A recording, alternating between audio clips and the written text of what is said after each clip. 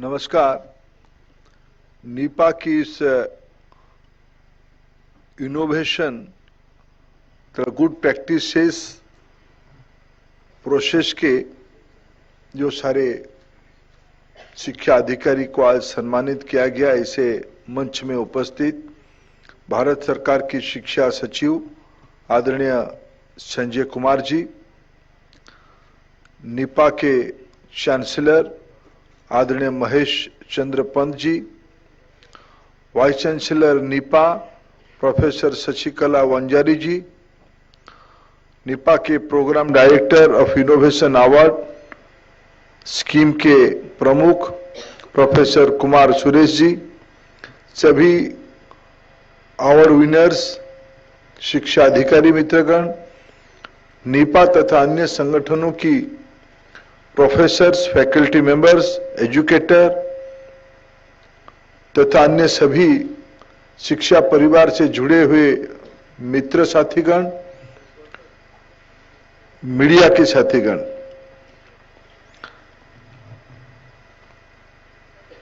मेरे लिए एक अच्छा अवसर है। नीपा में पहली बार मैं एक कार्यक्रम में भाग ले रहा हूं और नीपा को प्रत्यक्ष रूप में समझने का भी एक अवसर मिला और अवसर भी सुअवसर था। देश की ग्रासरूट लेवल पे, ब्लॉक लेवल पे जो ब्लॉक एजुकेशन ऑफिसर शिक्षा की प्रशासनिक विषयों को लेके अपने प्रदर्शन कर रहे हैं, उनकी पारदर्शिता का, विशेष करके उसमें इनोवेशन और गुड प्रैक्टिसेस को लेके जो मूल्यांकन करते हुए आज 60 से ज्यादा बीईओ और डीईओ मित्रों को सम्मानित करने का एक सुअवसर था। इसी बहाने पे नीपा का मेरे लिए एक परिचय हुआ। मैं आप सभी को धन्यवाद देता हूं, नीपा की लीडरशिप को धन्यवाद देता हूं। मित्रों, नीपा के बारे में आप लोग अभ्यस्त हो, नीपा से जुड़े हुए हो। 60 दशक से बनी ये नीपा पिछले दिनों में भारत की शिक्षा व्यवस्था को मजबूत करने में अनेक कीर्ति स्थापना किया है, अनेक योगदान दिया है। आज के दिन की आवश्यकता को ध्यान में रखते हुए क्या करना चाहिए, अपेक्षा क्या है, स्कूल शिक्षा के सचिव आदरणीय संजय कुमार जी ने आपके सामने कुछ विषय रखा। मैं उसको थोड़ा आगे ले जाते हुए, जैसे शशिकला जी ने अपने विषय में कहते हुए कहा है कि हम लोगों की बेस मटेरियल एनईपी है। लगभग 3.5 दशक के बाद देश में राष्ट्रीय शिक्षा नीति 2020 सामने लाया गया है, क्रियान्वयन किया जा रहा है, एग्जीक्यूशन किया जा रहा है। मित्रों, इसके अर्थ नहीं कि हमने आजादी के उपरांत कोई शिक्षा नीति के आधार पर हम चले नहीं, या बीच बीच में उसमें कुछ इंटरवेंशन नहीं हुए हैं। 80 दशक में भी शिक्षा नीति आई थी, लेकिन पिछले दिनों की शिक्षा नीति और इस बार की शिक्षा नीति में जो 2-3 मौलिक अंतर है। आज की स्कूली शिक्षा में जो टीचर्स कम्युनिटी है, हमारी बीईओ व्यवस्था, डीईओ व्यवस्था, शायद कुछ राज्यों में, संजय जी कुछ अलग कैडर होगा, लेकिन ज्यादातर राज्यों में एजुकेशन सिस्टम से टीचर्स ही तो आते हैं। कभी कभी मांग होता है एससीईआरटी, और मैं जानता हूं एससीईआरटी राज्यों की लीस्ट प्रायोरिटी के एरिया है। ये सारे चुनौतियों में एनईपी हमारे सामने उपलब्ध है, और ये एनईपी इसलिए अन्य पॉलिसियों से थोड़ा अलग है। मगर पहला उसकी समीक्षा मेरे दृष्टि से मैं आपके सामने रखूं। भारत को लंबे समय तक गुलामी में रखने के लिए जो इंस्ट्रूमेंट बनाई गई थी, शिक्षा नीति कॉलोनियल पीरियड उससे सबसे कारगर साबित हुई। एक समाज को विस्मृति में ले जाने के लिए 1835 में मैकॉले मिनट्स लिखी गई थी, जिसकी प्रभाव आज भी है। एनईपी उस दिशा में एक प्रयास है। हमें अपने बच्चों को वैश्विक बनानी है, ग्लोबल सिटीजन बनानी है।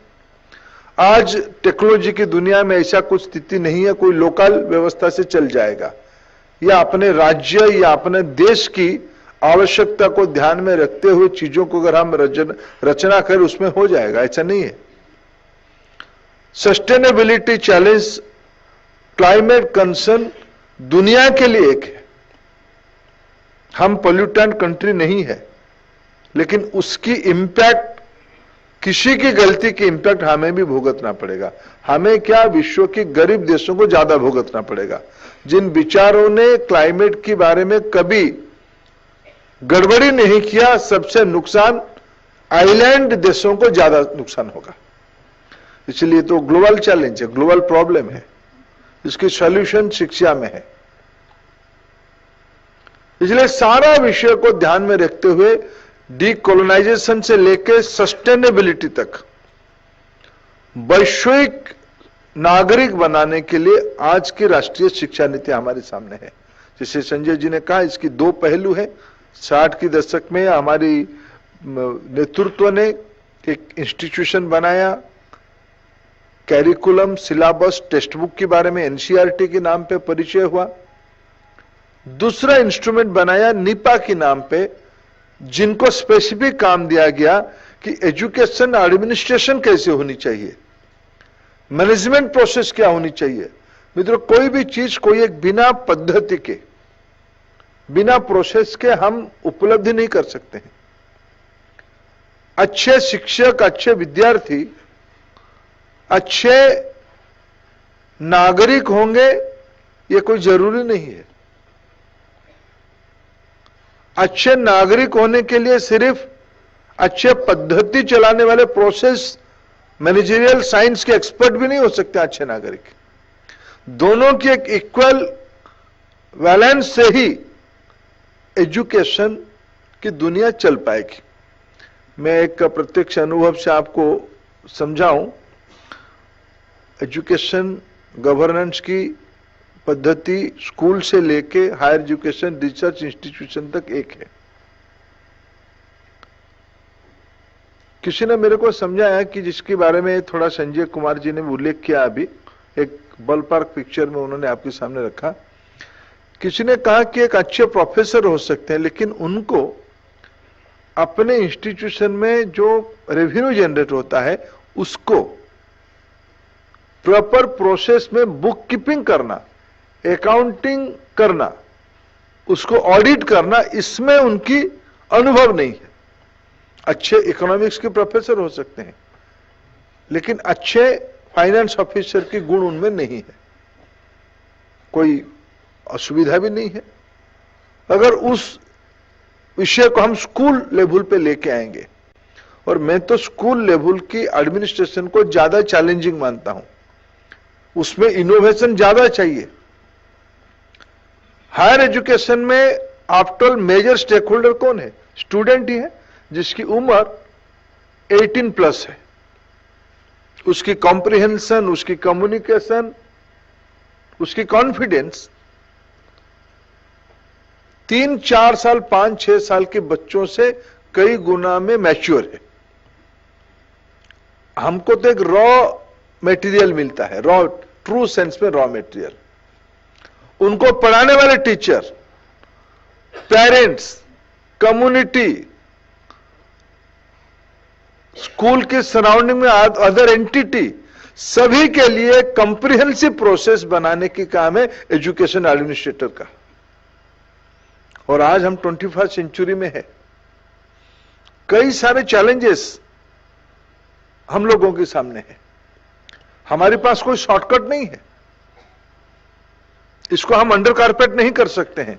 जो प्रसंग है, जो विषय है, उसको हेड ऑन करना पड़ेगा, फ्रंट से उसको सामना करना पड़ेगा और उसकी समाधान रास्ता निकलना पड़ेगा, तब जाके बच्चों को हम ठीक से बना पाएंगे। आज देश में 1 करोड़ मैं कभी विश्व की किसी अतिथि को मिलता हूं, जब कहता हूं कि मेरे वहां स्कूल टीचर 10 मिलियन है, उसकी मुंह से 2-3 मिनट के लिए शब्द नहीं निकलता है।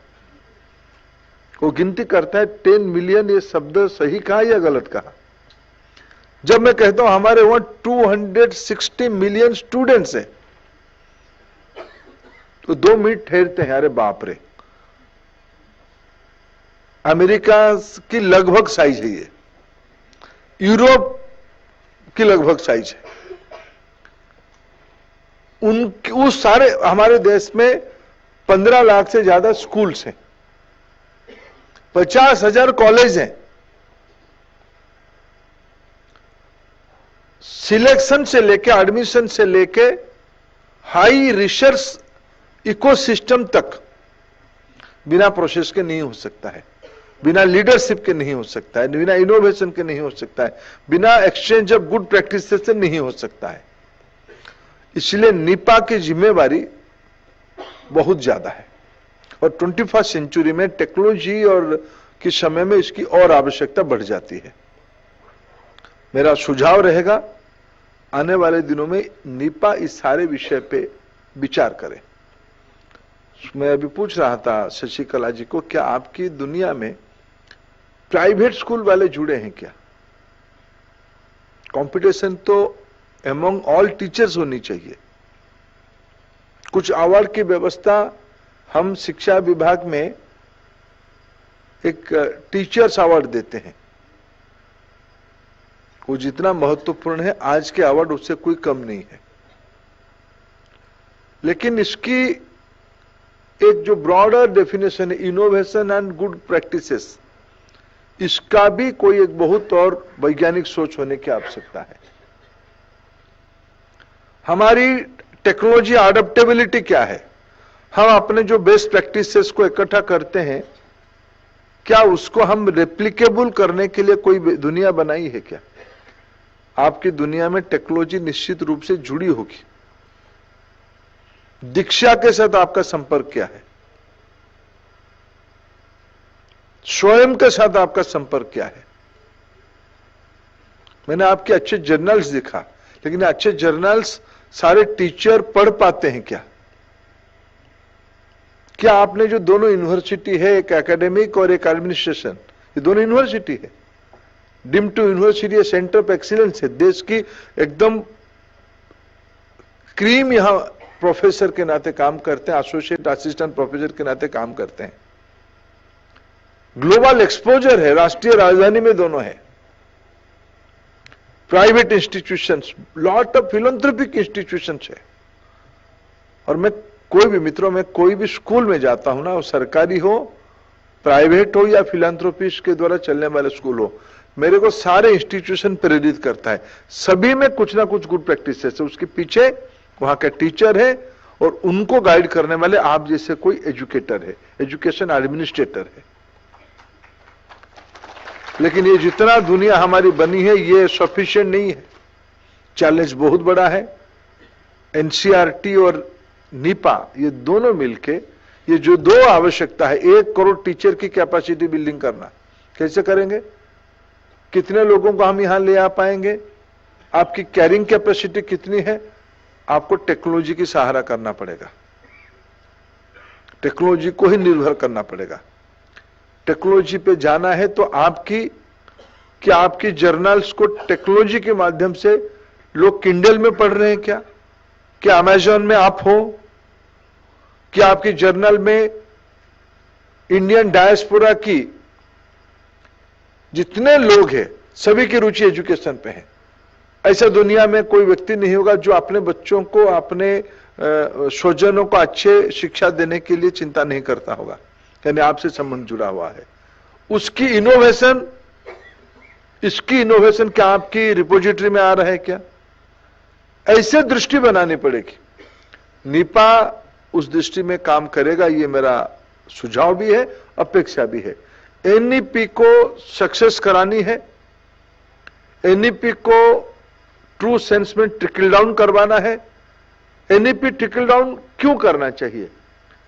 हम अमृत काल में जा रहे हैं, 2047 तक 2047 तक इस देश को विकसित भारत बनाना, डेवलप्ड इंडिया बनानी है। $5 ट्रिलियन की इकोनॉमी साइज बनानी है। $5 ट्रिलियन, हम तो 3 नंबर की इकोनॉमी आने वाले 3 साल के बाद हो जाएंगे। हम इस डेवलप्ड नेशन होने की जर्नी में हम 1 नंबर की इकोनॉमी होंगे। हमारी शिक्षा व्यवस्था हमारी समाज की स्वभाव के मुताबिक हो रहा है क्या? हम डिग्री या कॉम्पिटेंसी पे फंस रहे हैं, सर्टिफिकेट या कॉम्पिटेंस, कौन सी चीज हमारी प्रायोरिटी है? ये सारा करते हुए हमारी प्रेरणा क्या है? हम एथिक्स को कितना महत्व देते हैं? ये कहा जाता है एजुकेटर और एजुकेशन एडमिनिस्ट्रेटर के सामने एक चुनौती सब समय में रहता है। ये आपकी जो दायित्व है, ये सिर्फ एक कमोडिटी को हैंडल करना नहीं है, ये ह्यूमन रिसोर्स को हैंडल करने की। टीचर से आपकी कौन सी बात से वो टीचर प्रेरित होगा, उसी बात से शायद वो नाराज भी हो सकता है। आपकी टोन की पीच थोड़ा ऊपर नीचे हुआ, शब्द वही होगा, लेकिन आपके अधिकार है। आप जाते हो स्कूल की सुपरविजन में, एक बेस्ट प्रैक्टिसेस लगाने के लिए आपको भी मैंडेट है, भाई ये चीज लगनी चाहिए, अकाउंटेबिलिटी होनी चाहिए। अकाउंटेबिलिटी को एडहियर कराते कराते आपकी टोन थोड़ा हाई पिच हुआ तो शायद आपकी मेहनत पानी में गया। इसलिए आप खुद को तो इनोवेशन में डालना पड़ेगा, खुद की एक सेल्फ कोड ऑफ कंडक्ट बनानी पड़ती है आपको। आप सब करते हो, ऐसा नहीं तो दुनिया चलती नहीं। जो कहावत है हमारी देसी तरीके से, गले में पड़ने से बजाना भी आ जाएगा। आपको ऐसे ही सब, आप ऐसे प्रैक्टिशनर हो। मैं नहीं मानता हूं कोई बड़ा पेपर बोर्ड के सामने, कोई टेबल के ऊपर, कोई ग्राफ के सामने आप कोई इनोवेशन करते हो। कि मनुष्यों के लिए इनोवेशन करना पड़ता है। और एजुकेशन एडमिनिस्ट्रेटर की मैंने कहा, ये बहुत सारी चीजों की आपके सामने तो इनविजिबिलिटी के अंदर, शून्यता के अंदर ब्रह्मांडों की कल्पना करना आपकी काम है। एकदम शून्य, कुछ नहीं है, लेकिन उसके अंदर आपको एक बड़ा हिमालय की रचना करने की आवश्यकता है। और हमें पूरा विश्वास है आप लोग उसको करोगे। नीपा उस काम पे सफलता के साथ लगे।